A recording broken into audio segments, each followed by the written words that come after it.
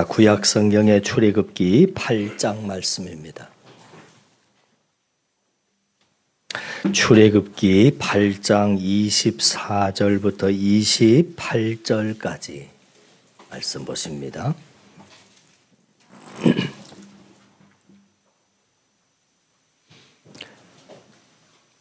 24절부터 28절까지 일본어로 쓰여 있는 게 좀 틀렸네요. 그죠?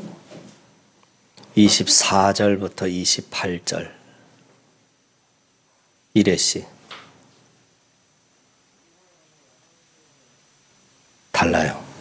자, 24절부터 한 목소리로 말씀 같이 읽습니다. 여호와께서 그와 같이 하시니 무수한 파리가 바로의 궁과 그의 신하의 집과 애굽 온 땅에 이르니 파리로 말미암아 그 땅이 황폐하였더라. 바로가 모세와 아론을 불러 이르되 너희는 가서 이 땅에서 너희 하나님께 제사를 드리라. 모세가 이르되 그리하면 부당하니이다. 우리가 우리 하나님 여호와께 제사를 드리는 것은 애굽 사람이 싫어하는 바인즉 우리가 만일 애굽 사람의 목전에서 제사를 드리면 그들이 그것을 미워하여 우리를 돌로 치지 아니하리이까. 우리가 사흘길쯤 광야로 들어가서 우리 하나님 여호와께 제사를 드리되 우리에게 명령하시는 대로 하려 하나이다. 바로가 이르되 내가 너희를 보내리니 너희가 너희의 하나님 여호와께 광야에서 제사를 드릴 것이나 너무 멀리 가지는 말라. 그런즉 너희는 나를 위하여 간구하라. 아멘. 우리 앞뒤 옆 사람 살피시면서 반가운 인사 나눕니다. 반갑습니다. 요즘 계속해서 인플루엔자 때문에 많이 힘드시죠. 그래서 결석하시는 분들도 빈자리가 보이는데 또 가분셔도 시작되고 그래서 여러분 건강관리 잘 하시고 또 인플루엔자 걸리지 않도록 그렇게 잘 주의하시면 좋겠습니다. 우리는 지난 시간에 하나님이 애굽에 내리신 10가지 재앙 중에서 이의 재앙과 파리의 재앙을 살펴봤습니다. 이의 재앙이 이전 재앙들과 달랐던 대표적인 특징이 있었는데 애굽의 요술사들이 이 이의 재앙을 전혀 따라하지 못했다라고 하는 것이었고요. 또 하나는 파리의 재앙은 하나님께서 이스라엘 백성들을 구별하기 시작했다 하는 것이었습니다.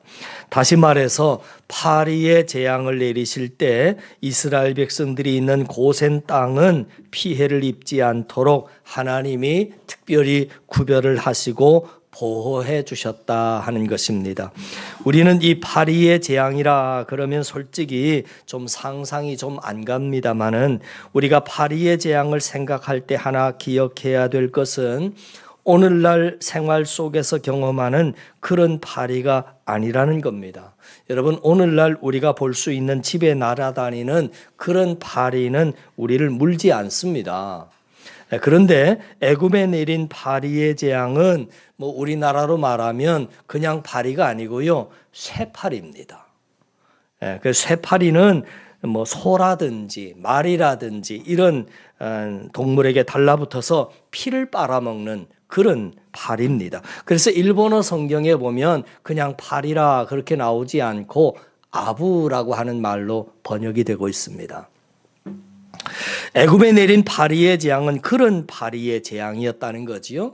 그런 수많은 파리떼들이 애굽에 있는 사람들과 그리고 가축들을 덮쳤으니까 이게 진짜 엄청난 재앙이 될 수밖에 없었던 겁니다.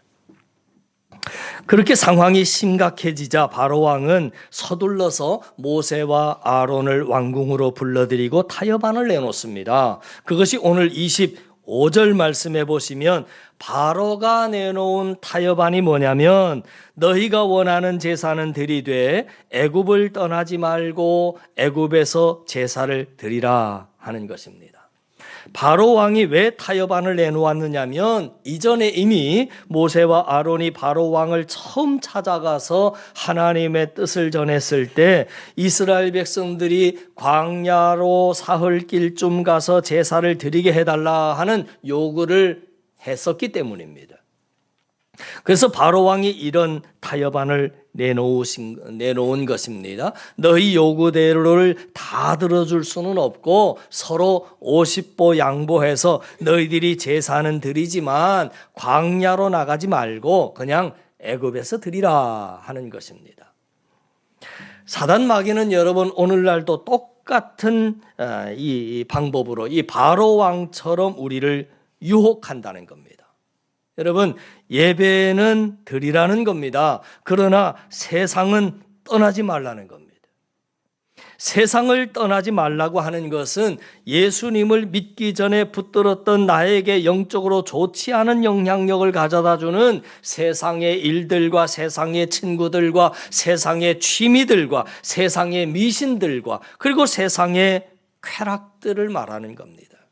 그러한 것들을 그대로 하면서 예배만 드리면 되지 않겠냐, 주일에 예배만 나가서 잘 드려도 괜찮은 신앙이라고 하더라 하면서 세상을 떠나지 말 것을, 그리고 예배만 드릴 것을 우리에게 타협안으로 제시한다는 겁니다. 오늘 바로가 그렇습니다. 애굽을 떠나지 말고 너희들 제사만 드리면 될 것 아니냐, 여전히 거짓 미신과 쾌락에 사로잡혀서 그것들을 행하면서 예배를 드리라는 겁니다. 여전히 세상적인 편법과 세상적인 불법을 동원해서 돈을 벌어가면서 예배를 드리라고 하는 겁니다. 여전히 주일에 자기 마음대로 여기저기 놀러 다니고 일하면서 예배만 한번 드리라고 하는 겁니다. 여전히 배우자도 아닌 사람과 동거하면서 예배만 드리라고 하는 겁니다. 그게 바로 바로 왕의 계략입니다. 세상은 떠나지 않고 애굽에 그대로 머물면서 제사만 드리라는 겁니다. 그 꾀임에 여러분 속아서는 안 됩니다. 오늘 본문에 나오는 모세와 아론은 이 타협안에 대해서 어떻게 했느냐? 받아들이지 아니하고 단호하게 거절을 합니다. 그래서 26절 말씀해 보시면 바로 왕이 인간적으로 봤을 때는 상당히 여러분 그럴듯한 타협안을 내놨습니다. 서로 50보씩 양보를 해서 너희들 제사만 드리면 되지 않느냐? 그러니까 제사는 허락해 줄 테니까 너희도 좀 양보해서 50보 양보해서 애굽은 떠나지 말아라. 굉장히 그럴듯한 타협안을 제시했는데 모세의 답변이 아주 단호했습니다. 저는 이 모세의 이 신앙이 오늘날 우리들에게도 꼭 필요하다고 생각됩니다. 그러니까 적당히 타협하지 않는 신앙, 하나님이 요구하시는 그대로 행하는 그런 신앙이 우리들에게도 필요하다 하는 것입니다. 저는 방금 읽었던 말씀 중에서 가장 마음에 와닿는 대목이 27절의 끝부분입니다. 27절 가운데 부분부터 보시면 이렇게 나와 있지요. 여호와께서 제사를 드리되 우리에게 명령하시는 대로 하려 하나이다 그랬어요. 여기서 우리가 놓치지 않아야 될 부분이 이 부분입니다. 제사를 드리되 애굽에서 드리는 것이 아니라 여호와께서 명령하시는 그 말씀 그대로 드려야 된다라고 하는 거예요. 이 말을 여러분 오늘날로 바꾸어서 표현하자면 이런 거지요. 저는 예수님을 믿되 성경 말씀 그대로 믿겠습니다. 그러니까 변형 없이 물 섞지 않고 내 상황이나 내 조건 다 따져가면서 타협하고 합리화시키는 것이 아니라 하나님의 말씀 그대로 순종하고 그대로 따르고 믿겠습니다 하는 그런 고백입니다. 오늘날 많은 성도들이 이미 바로 왕의 이 꾀임에 넘어가서 하나님이 요구하신 그대로 행하자 외치면 뭐라고 말들을 하느냐면 아이고 우리 교회는 혹은 우리 목사님은 너무 융통성이 없어, 너무 보수적이야, 너무 꽉 막혔어. 오늘날 성도들이 그런 말을 많이 합니다. 성경 그대로 요구하면 그 성경 그대로를 아멘 하면 되는데 그러지 않고 너무 보수적이야, 너무 융통성이 없어, 너무 세상 환경과 상황을 고려해 주지 않아. 그러는데 여러분, 그러면 한번 따져보세요. 이유가 없는 사람이 어디 있겠습니까? 다 각자의 사연이 있고 다 각자의 문제가 있는데 여러분들의 그 문제에 진리의 기준을 맞춰버리게 된다면 그러면 기준은 다 들쭉날쭉하고 말 겁니다. 오늘 모세가 했던 말씀을 여러분 기억하세요. 내 사정과 형편에 맞게가 아니라 하나님 말씀 그대로입니다.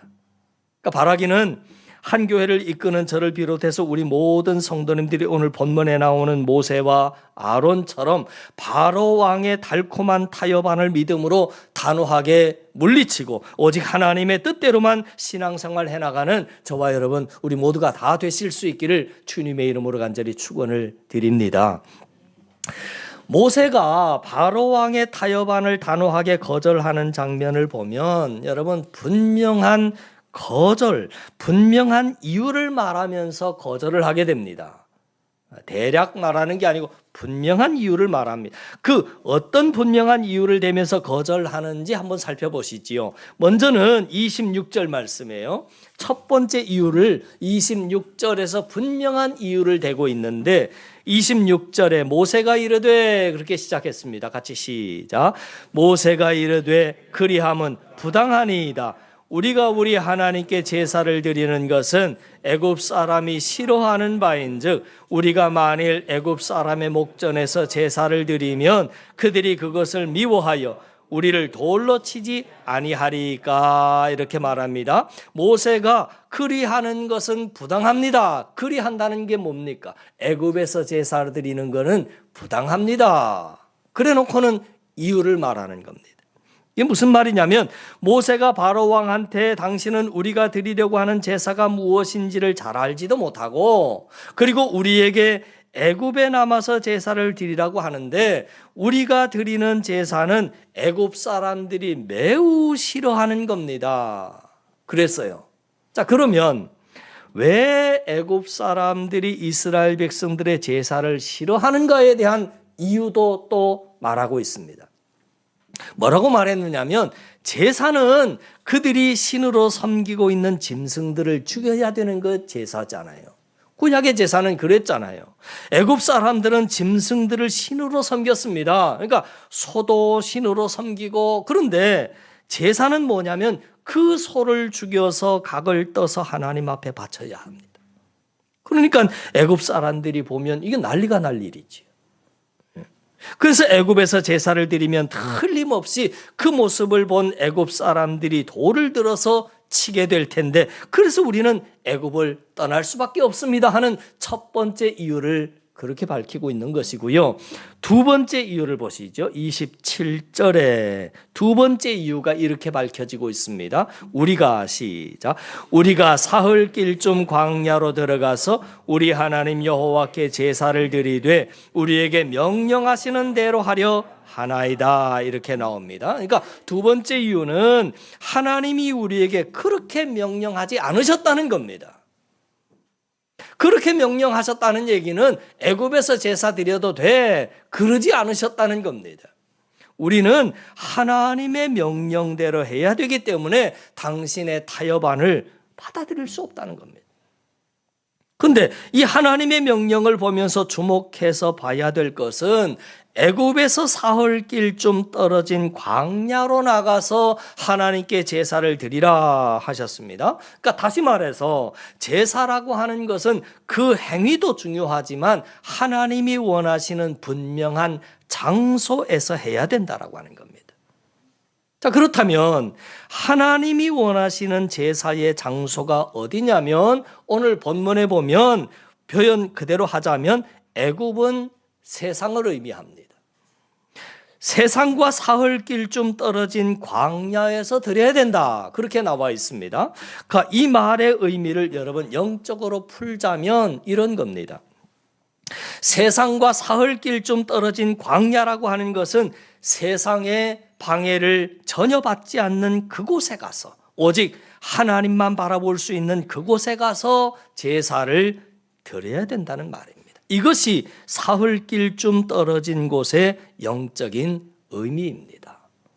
자, 그렇다면 오늘날도 마찬가지입니다. 우리가 예배를 드릴 때 순서와 행위도 중요하지만 그에 못지않게 중요한 것이 장소입니다. 여러분, 세상과 단절된 곳으로 나가서 하나님의 백성들과 함께 예배를 드려야 된다는 겁니다. 근데 오늘날 사단 마귀는 우리를 이렇게 미혹합니다. 뭐 그렇게 복잡해? 그냥 예배만 드리면 됐지. 장소가 뭐가 그렇게 중요하냐고. 장소가 신앙의 본질도 아니라고 우리를 미혹하는 겁니다. 그래서 세상이 가면 갈수록 그냥 집에서 편안하게 인터넷으로 예배 드리는 사람들이 조금씩 늘어가고 있는 겁니다.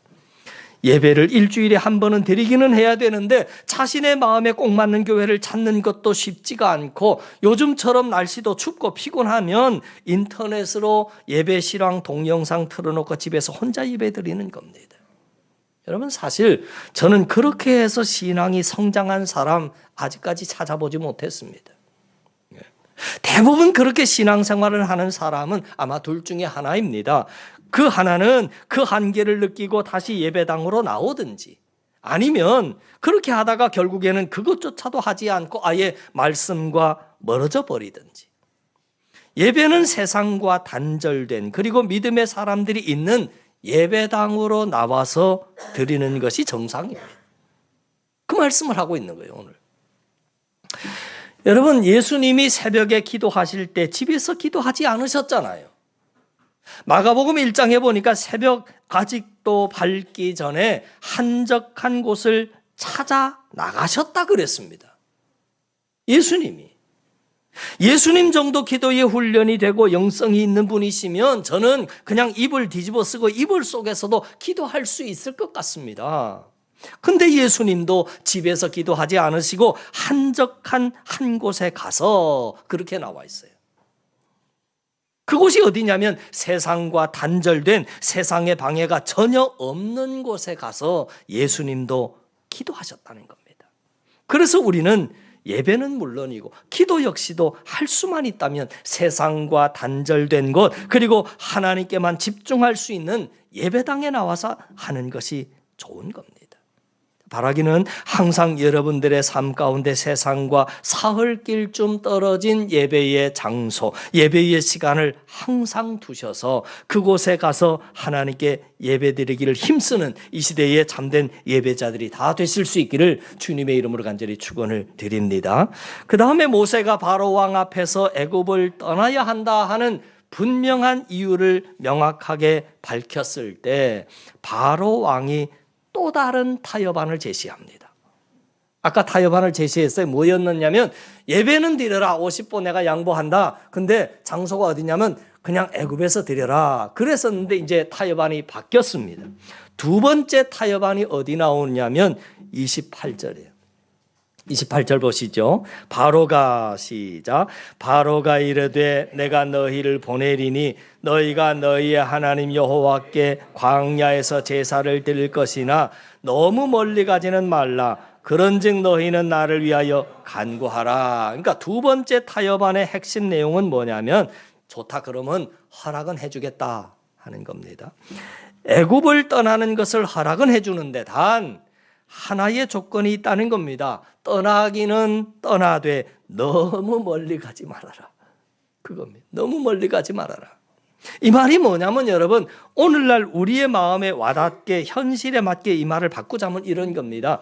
하나님을 섬기기는 하되 너무 빠지지는 말아라. 그 말입니다.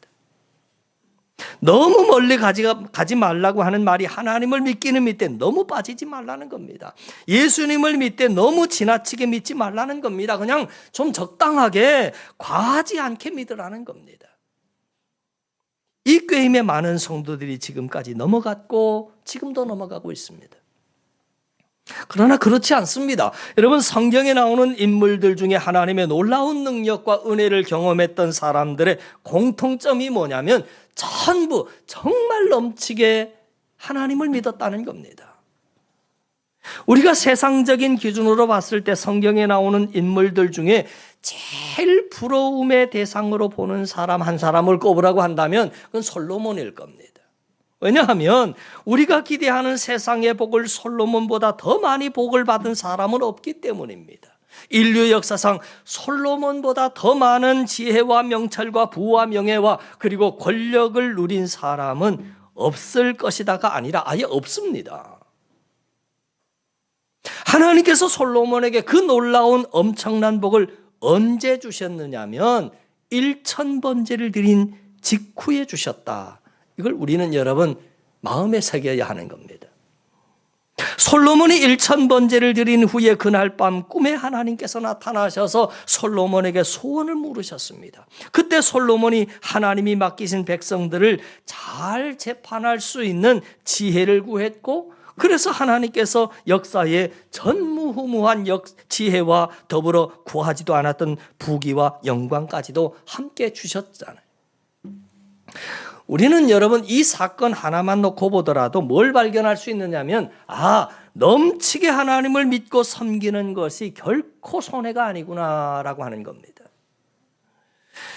단 한 번의 번제 혹은 단 한 마리의 번제물만 바쳐도 될 것을 솔로몬은 넘치게 많이 드렸습니다. 그게 1000번제입니다. 1000번제는 하나님을 향한 넘치는 사랑과 넘치는 헌신의 상징물이었습니다. 솔로몬이 이처럼 아낌없이 넘치게 드렸을 때 하나님도 솔로몬에게 아끼지 않고 넘치게 복을 퍼부어 주셨다 하는 거죠. 오늘날 성도들이 왜 과거 신앙의 선배님들에 비해서 놀라운 체험과 간증이 자꾸 줄어들고 부족하냐면, 오늘날 교회가 과거 신앙의 선배님들에 비하자면 신앙의 체험과 간증이 많이 부족합니다. 부족한 이유가 뭐냐면 제가 봤을 때 아주 간단합니다. 적당히 믿기 때문에 그렇습니다. 그냥 자녀들 공부는 참 만족할 줄 모르고 지나치게 공부는 시키면서 이상하게 신앙의 영역으로만 들어오면 지나치게 절제를 합니다. 돈을 더 벌기 위해서 혹은 자신의 취미나 여가 생활을 위해서는 지나치게 시간과 물질을 투자하지만 하나님께는 항상 적당한 수준을 기가 막힌 간격을 두고 유지하더라 하는 거지요. 그러다가 배우자나 자녀가 은혜 많이 받으면서 자기가 생각하고 있는 어느 적정선을 넘어가려고 하면 꼭 그렇게까지 해야 되느냐 하고 화를 내면서 막 뜯어말립니다. 희한해요. 언제는 막 은혜 받게 해달라고 막 기도해놓고 은혜 많이 받아가지고 막 헌신하려고 그러면 막 뜯어말려요. 배우자나 자녀가 수련회 같은 데 가가지고 은혜를 많이 받아가지고 와서 뭔가 지나치게 하나님께 기도하고 그리고 헌신하려고 하면 그냥 나만 적당히 믿는 게 아니라 남도 적당히 믿도록 그걸 뜯어말리더라 하는 겁니다. 여러분, 사복음서에 보면 마리아라고 하는 여인이 예수님을 찾아와서 향유용 옥합을 깨뜨려서 예수님께 부어드리는 사건이 기록되어 있습니다. 당시에 귀한 손님이 오면 그냥 집에 있는 그 향유에서 몇 방울 머리에 떨어뜨려 주면 그것이 귀한 손님에게 갖추어야 할 예를 다하는 겁니다. 향유를 머리에 몇 방울을 떨어뜨리는 게 그 사람들의 관습입니다. 그러니까 몇 방울만 떨어뜨려도 되는데 성경에 보니까 옥합채 깨뜨려서 그것을 예수님께 다 부어드리는 그런 넘치는 믿음과 섬김을 이 마리아가 보여줬습니다.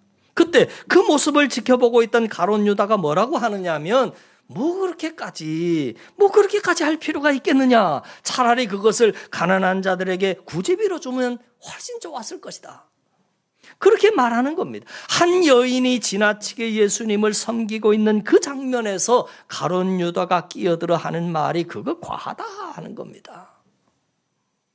그런데 중요한 것은 예수님의 반응이 중요한 거지요.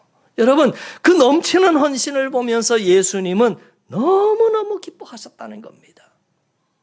어느 정도 기뻐하셨느냐면 앞으로 복음이 전파되는 곳마다 이 여인이 행한 일도 말하여 그를 기억하라.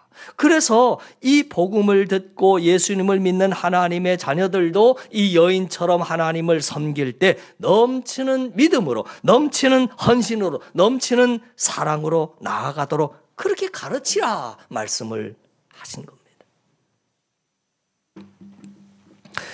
출애굽기에 보면 하나님의 백성들이 자원하는 마음으로 넘치게 헌물을 드렸을 때 하나님의 집인 성막이 드디어 세워지는 역사가 일어납니다. 그때의 상황을 성경은 이렇게 말하고 있습니다. 출애굽기 36장 6절 말씀 그대로 읽어드릴게요. 모세가 명령을 내리매 그들이 진중에 공포하여 이르되 남녀를 막론하고 성소에 드릴 예물을 다시 만들지 말라 하매 백성이 가져오기를 그치니 있는 재료가 모든 일을 하기에 넉넉하여 남음이 있었더라. 그랬습니다. 하나님의 최초의 집인 성막을 건축하게 됐는데 이제 백성들이 막 이제 성막을 지으니까 좋아서 백성들이 막 자원을 해가지고 넘치게 헌물을 드리는 겁니다. 그래서 공사하는 사람들이 모세에게 와가지고 건의를 했어요. 뭐라고 건의했느냐 하면 백성들이 너무 많이 가지고 옵니다. 너무 많이 가지고 와서 이제 그만 그거 받는 일을 하다 보니까 이거 성막을 더 이상 못 짓는 그런 상황까지 되게 됐으니까 이제 그만 가져와도 충분하니까 그만 가져오도록 해 주십시오. 그러니까 모세가 명령을 내렸어요. 뭐라고 명령 내렸냐면 앞으로 헌물 그만 가져오세요. 조금 지금 있는 것만으로도 충분하고 넘칩니다. 그래서 성막이 지어집니다. 여러분 항상 하나님의 놀라운 역사의 배후에는 뭐가 있느냐면 넘치는 사랑과 넘치는 믿음과 넘치는 헌신이 있었습니다. 나중에 솔로몬이 성전을 만들었을 때도 똑같은 상황이 벌어지지요. 그랬습니다. 사복음서를 보십시오. 예수님의 제자들이 적당히 기도했을 때 1시 동안도 깨어있지 못하고 조는 둥 기도하는 둥 예배드리는 둥 하면서 신앙생활을 했었는데 그렇게 적당히 신앙생활을 하고 적당히 기도했을 때 놀라운 역사 일어나지 않았었습니다. 예수님이 말씀하시는 그 말씀도 깨닫지 못했습니다. 도리어 십자가 고난 앞에서 예수님을 버려놓고 다 도망갔습니다. 그렇게 적당히 기도하던 예수님의 제자들이 드디어 사도행전 1장으로 넘어가면 드디어 바뀝니다. 마가의 다락방에 120여 명의 제자들이 모여서 10일 동안 넘치는 기도를 이제 쏟아붓기 시작합니다. 그때 그 유명한 오순절 성령 강림 사건이 일어나지 않습니까? 여러분 적당히 해도 될 일을 아무것도 없습니다. 적당히 해가 될 일 아무것도 없어요. 넘치게 기도했을 때 오순절 성령 강림 사건의 역사가 일어났고 또 예수님의 제자들이 유대인들의 핍박 앞에서도 굴하지 않고 지나치게 전도했어요. 넘치게 전도했을 때 놀라운 부흥의 역사가 유럽까지 번져나갔다라고 하는 것을 우리가 사도행전을 통해서 보게 되는 겁니다. 여러분 적당히 예배드리고 적당히 말씀 보고 적당히 기도하고 적당히 헌신해서 하나님의 크신 역사 기대하지 말라는 겁니다.